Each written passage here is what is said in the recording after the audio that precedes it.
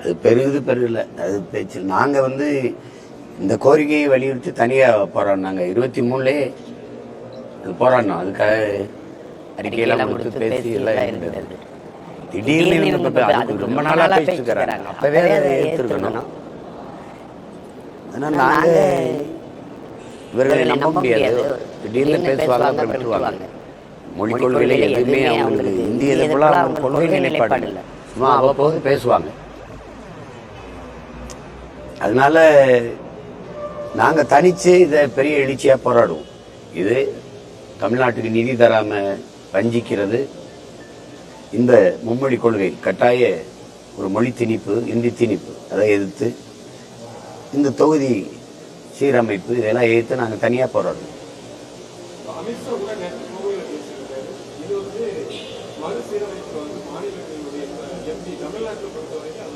இல்லை, இப்போ நமக்கு தேவையில்லாத வேலைகளை இவங்க நிறைய செய்யறாங்க. இப்ப ஒரே தேர்தல், ஒரே ரேஷன் கார்டு, ஒரே வரி, அப்புறம் இந்த மாதிரி ஒரே கல்விக் கொள்கை, இந்த மாதிரி வேலையெல்லாம். அதனால ஒரு நாட்டில் ஒற்றுமை வந்துடும், நாடு வளர்ந்துரும். அதெல்லாம் ரொம்ப வேடிக்கையானது. இப்ப அதே மாதிரிதான் இது தொகுதி சீரமைப்பு பண்றோம். இந்த தேர்தலில் சீர்திருத்தம் செய்யறதுக்கு நிறைய வேலை இருக்கு. அமெரிக்காலாம் உலக நாடுகள்ல இன்னைக்கு இந்தியா, நைஜீரியா 2 நாடு தான் இந்த வாக்கு இயந்திரத்தை வச்சிருக்கு. ரெண்டுமே ஊழல்ல ரொம்ப மோசமான நாடுகள். பங்களாதேஷ் வச்சிருந்துச்சு, அதுவும் கூட கடைசியா கைவிட்டுருச்சு. உங்களுக்கு இந்த மைக்ரோ எலக்ட்ரானிக் சிப்புங்கிற ஜப்பான் நிறுவனம் தான் அதை தயாரிச்சு கொடுக்குது. அப்ப அந்த நாடே இதை பயன்படுத்துறது இல்ல. நீங்க அமெரிக்கா, நீங்க மனித கழிவை எந்திரத்துல அல்லது வாக்குச்சீட்டுல போடுது. அது 50 மாகாணங்களும் ஒவ்வொரு மாகாணத்துக்கும் ஒரு நேர வித்தியாசம் இருந்தும் கூட அது வாக்குச்சீட்டுல பதிவு செஞ்சு அன்னைக்கு இரவே எண்ணி அது சொல்லிடுது. நீங்க டிஜிட்டல் எண்ணியல் இந்தியான்னு வச்சுக்கிட்டு இந்த இதை வச்சுக்கிட்டு 10 நாள் 42 நாள் தான் பாராளுமன்ற தேர்தலில் பெட்டி முடங்கி கிடந்ததை நீங்க பாப்பீங்க. அப்ப அப்படி இருக்கும்போது ஒரே நாள்ல தேர்தலை நடத்தி எண்ணிடுவோம். நீங்க அவன் மனித கழிவை எந்திரத்துல எழுறான், நீ வாக்கை எந்திரத்துல போடுற. நீ மனித கழிவை மனித நல்ல வைக்கிற. இந்த மாதிரி மாறுதல் பண்றோம். அமெரிக்கால அப்படி தெரு பேசுறது, வீடுக்கு போய் காசு கொடுக்கறது, அந்த நிலையை ஒழிக்கலாம். அவங்க என்ன பண்ணுவாங்க, யார் போட்டிடுறாங்களோ அவங்களுக்கு ஒரு நேரம் கொடுப்பாங்க, விவாதிப்பாங்க, அது மக்கள்கிட்ட போகும். அன்னைக்கு ஊடகம் இல்லாத போது சரி, இப்ப என்ன ஊடகம் இருக்குது. அந்த மாதிரி சின்ன மாறுதல்களை கொண்டு வரணும். ஒரு நபர் 2 தொகுதிகளில் போட்டியிடுறத தவிர்க்கணும். ஒரு பதவியில் இருக்கும்போது இன்னொரு பதவிக்கு போட்டியிடுறது, சட்டமன்ற உறுப்பினர், பாராளுமன்ற தொகுதிக்கு போட்டியிடுறது, அதெல்லாம் தவிர்க்கணும். அதெல்லாம் தேவையில்லாத செலவு. இடைத்தேர்தல்ங்கிற ஒன்றை நீக்கணும். இடைத்தேர்தல் தேவையில்லை. 2ஆவதா வந்தவர் எவரோ அவரை வெற்றி பெற்றவரா அவரே அடுத்த மீதி இருக்கிற காலங்களில் பாராளுமன்ற சட்டமன்ற உறுப்பினராக இருந்து மக்களுக்கு சேவை செய்வாருன்னு. ஏன்னா 2 லட்சம் வாக்குல வெல்றாருன்னா 1,76,000 வாக்கு ஒருத்தர் வாங்கியிருக்காருன்னு வச்சுக்கிறீங்க. அவருக்கு மக்கள் வாக்களிச்சிருக்காங்க. அந்த மக்களின் நம்பிக்கையை வீணடிக்காம அவருக்கு மதிப்பளிக்கணும். அந்த மாதிரி மாற்றங்கள், சீர்திருத்தங்கள் நிறைய கொண்டு வர வேலை இருக்கு. அதை விட்டு சும்மா நீ இதை சீர்தமைக்கிற, அதை வைக்கிற, இதை வைக்கிற, இதனால என்ன நடந்துரும்? என்ன நடந்தது? தமிழ்நாட்டிலே தொகுதி சீரமைப்புன்னு நாசம் பண்ணது இருக்கு. எந்த ஒரு சமூகம் ஒரு இடத்துல குவியாம செதைச்சு நாசம் பண்ணி இங்க அங்க அக்கு துக்கா போட்டு அது செஞ்சது இருக்குது. அதே மாதிரிதான் இதுவும் சேரும்.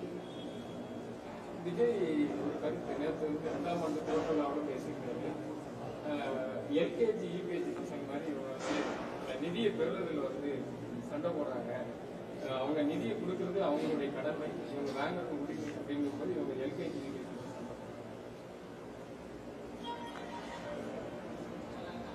இல்ல பொதுவாகவே நீங்க பாத்தீங்கன்னா நீண்ட காலமே இந்த இந்திய ஒன்றியத்தை ஆளுகிற எந்த கட்சி ஆட்சியுமே இந்த தமிழ்நாடுனாவே அவங்களுக்கு அவ்வளவு ஒரு வெறுப்பு இருக்கும்.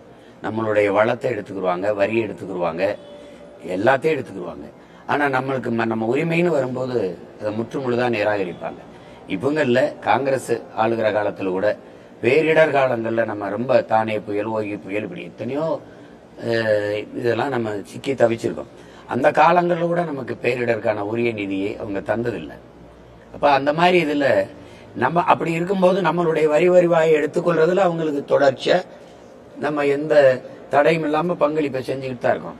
அப்ப திட்டமிட்டு நிராகரிப்பாங்க. இப்ப உரிமையை, நதிநீர் உரிமை காவிரியிலிருந்து நமக்கு பெற்றுத்தரதுல கூட பாத்தீங்கன்னா ஒண்ணு காங்கிரஸ் இல்ல பாரதிய ஜனதா, ரெண்டு தான் ஆளுதாங்க.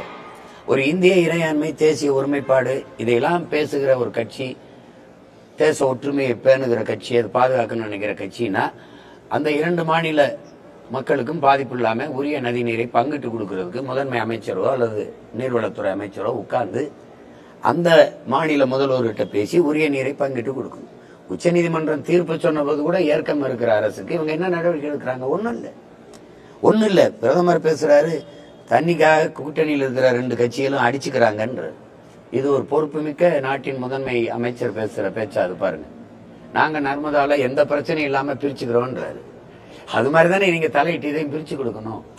அப்ப இந்த நதிநீர் சிக்கல்கள்லாம் இருந்தாதான் அங்க அவர்கள் அரசியல் செய்ய முடியுது.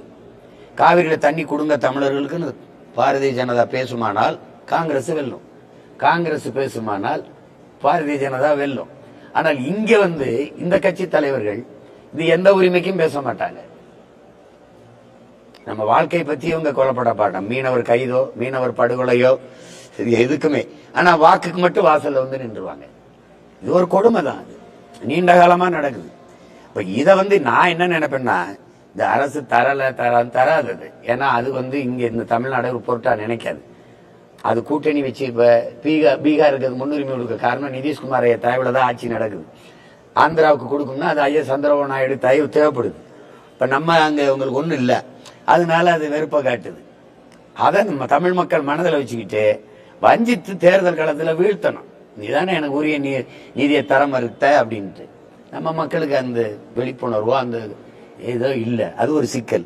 இவங்க இவ்வளவு பெரிய அதிகாரம், ஒரு மாநில அதிகாரம், 40 நாடாளுமன்ற உறுப்பினர் வச்சிருக்காங்க, இங்க 39 வச்சிருக்கிறாங்க. புதுச்சேரியில இவங்க உறுப்பினர் தான். அப்படி இருக்கும்போது இவங்க சண்டையிட்டு வாங்காம இங்க எங்களுக்கு நீதி தரலன்னு புலம்பிக்கிட்டு இருக்கிறதுக்கு ஒரு அதிகாரம் இருக்கு சொல்லுங்க. அது என்ன முடிவெடுத்தாலும் மக்கள் அவர் கூட நிக்க போறாங்க. நாங்க எங்க மாநில வரியை உனக்கு தர முடியாது, இல்லதானே? வெள்ளக்காரங்காலத்துல தான் வரி விடாத இயக்கம் நடத்த முடியுமா என்ன? நீ எனக்கு உரிய நீதி, நாங்க இதுக்கான போராடி சுதந்திரம் பெற்றோம், நாங்க தூக்குல தொங்கினோம், சிறைப்பட்டோம், செக்கிழுத்தோம், மிதிப்பட்டு எங்க முன்னோர்கள் இவ்வளவு ரத்தம் சிந்தி போராடியது உனக்கிட்ட அடிமையா இருக்குதானா? அத சண்டை போடணும் இவங்க போட மாட்டாங்க. அதைத்தான் அவர் தம்பி சொல்றார், சிறுபிள்ளைய சண்டை மாதிரி இருக்குதுன்னு சொல்றாரு.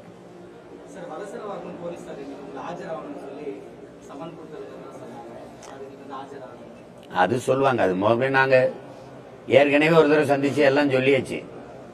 அவங்களுக்கு இந்த விளையாட்டை நிறுத்த விருப்பம் இல்ல, இழுத்துக்கிட்டே இருப்பாங்க. அதனால மறுபடியும் நேரம் கிடைக்கும் போது சொல்றேன்னு சொல்லிட்டேன். அது இல்ல வேற ஏதாவது கேள்வி? 2026 சட்டமன்ற தேர்தல் தமிழ்நாட்டில் எதை போக்கஸ் பண்ணி இருக்கும், எதை நோக்கி இருக்கும், எந்த பிரச்சனையை முன்னெடுத்து இருக்கும்?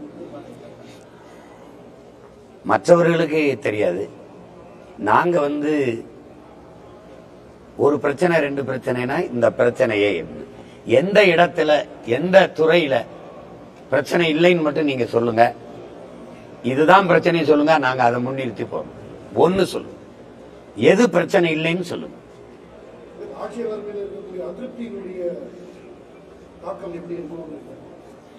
இந்த கட்சிகளால மக்களுக்கு அதிருப்திங்கிறது நீங்க சொல்றீங்களா? திருப்தியான ஆட்சி, நிறைவான ஆட்சி, நல்லாட்சி அப்படிங்கிறது வெறும் சொல்லாட்சியில தான் இருக்கும். இவங்களுக்கு தெரியாது, செய்ய மாட்டாங்க.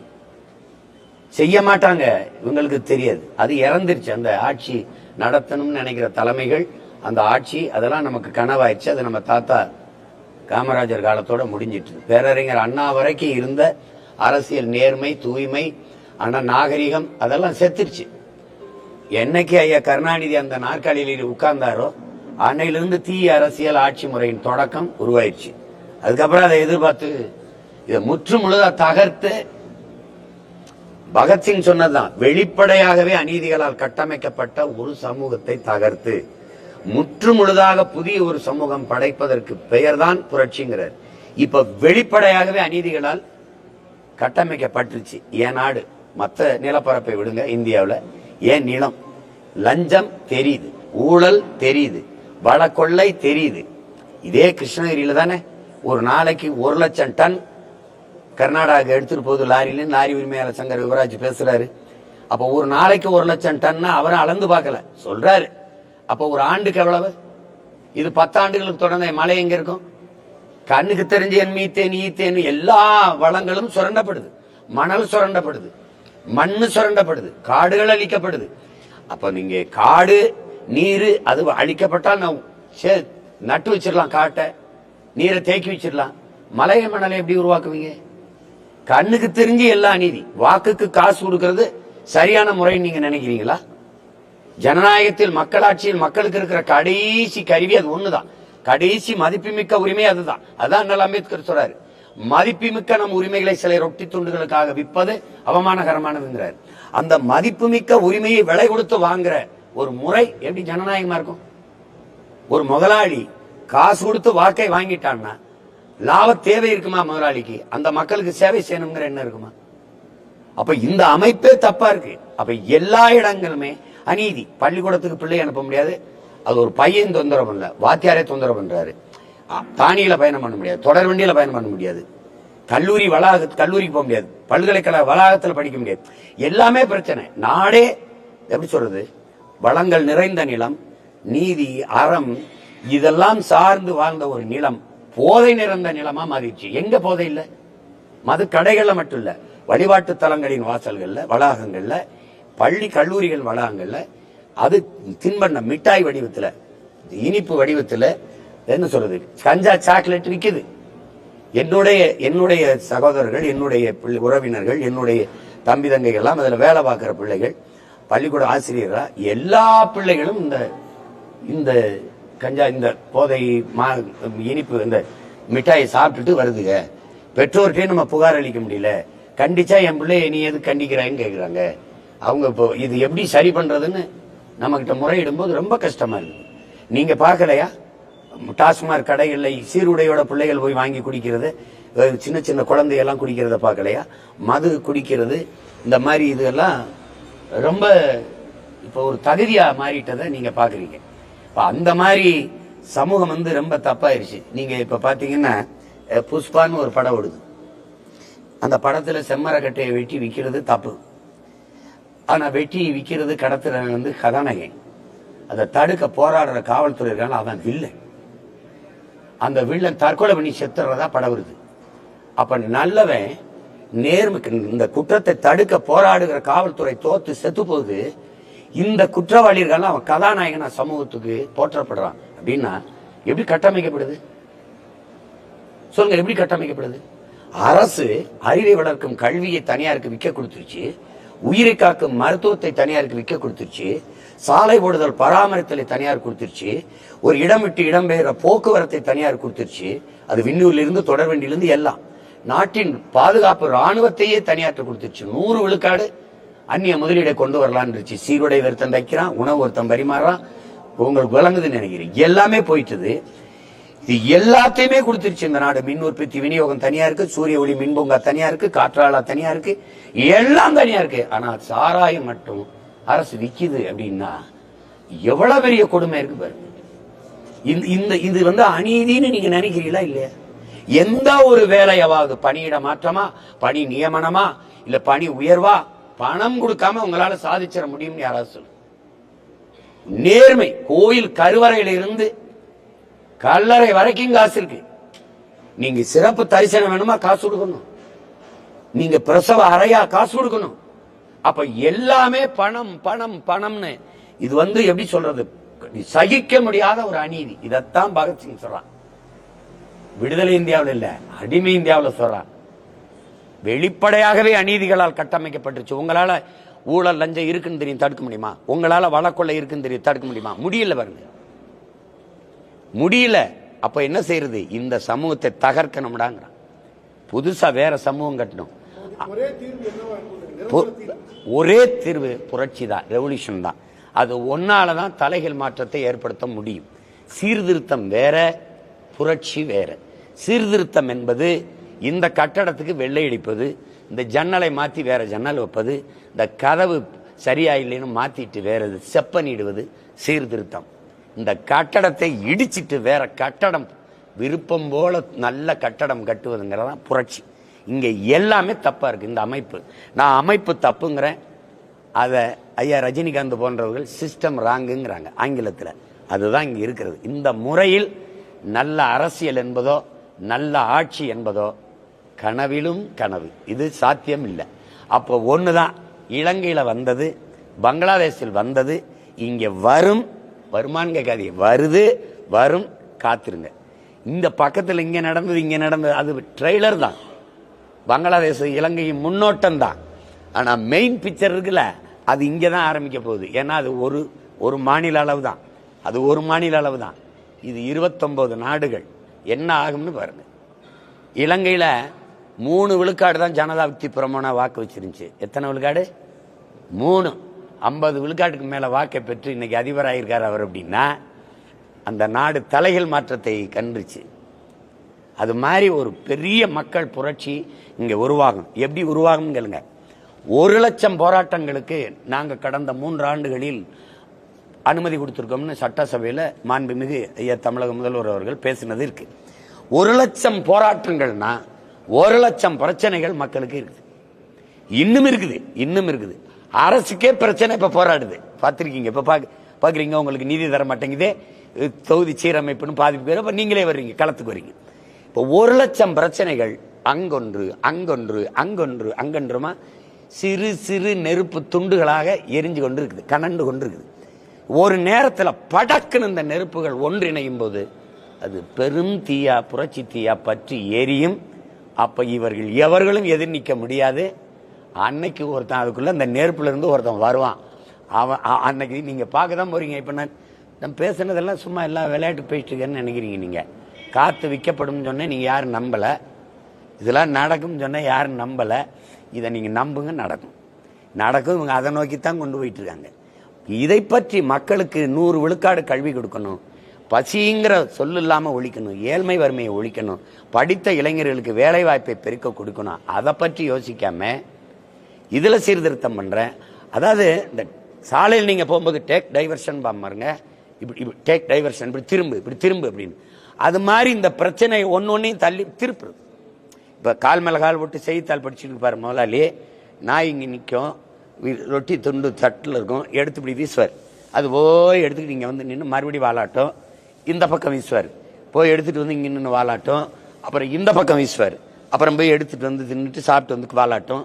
எங்களை நாயினும் கீழாக மதிச்சு இந்த ஆட்சியாளர்கள் பல்வேறு பிரச்சனைங்கிற ரொட்டி துண்டுகளை இங்க மும்மொழி கொள்கை இங்கிட்டு வீசு, அப்புறம் இது இங்கிட்டு வீசு அப்படின்னு நாங்க இந்த ஆட்சியில் நடக்கிற தீமைகள் குறைகள் எதையும் பேசாம என்ன இப்படி நடந்துருச்சு. இது ஒரு 4 மாசம், இது ஒரு 2 மாசம் பேசுவோமா, இப்ப ஒரு 2 வாரம் பேசுவீங்களா, அப்புறம் வேற ஒன்று வரும் பாருங்க, வரும். இப்படிதான் இந்த பிரச்சனைங்கிற பிஸ்கட், இந்த ரொட்டி மக்களுக்கு வீசப்பட்டுக்கிட்டே இருக்கு. அது ஒவ்வொரு தடவை இந்த ஆட்சியாளர்கள் சோகமா, ஹிட்லர் சொல்றான்ல, எப்பவும் மக்களை 24 மணி நேரமும் பதட்டமாகவே வைத்திரு, அப்பதான் அவன் ஆட்சியில் என்ன நடக்குதுன்னு சிந்திக்க மாட்டான். அவன் எங்களை பதட்டமாவே வைத்து கொண்டிருக்கிறதுக்கு தான் இந்த அதிகாரம் செயல்படுது. அதை தகர்க்கணும்னு நான் நினைக்கிறேன். நீங்க என்ன செய்யலாம்னா ஒரே வழிதான், வாங்க புரட்சி செய்யலாம். வேற ஏதாவது கேள்வி இருக்கா? யாரு? சினிமாவில் காலாவதியான சிலர் அரசியலுக்கு அங்கீகாரம் பெறுகிறார்கள் அப்படின்னு திருமாவளவன் பேசியிருக்கிறாரு. அத எங்க அண்ணன் சொல்றாங்களா தெரியல என்னன்னு. ஒருவேளை என்ன அவர் கூட 2-3 படங்கள் நடிச்சார் எங்க அண்ணன் கூட, அதை கூட அவர் சொல்லியிருக்காரு. அதை விடுங்க, அது ஏதோ சொல்லியிருப்பார்.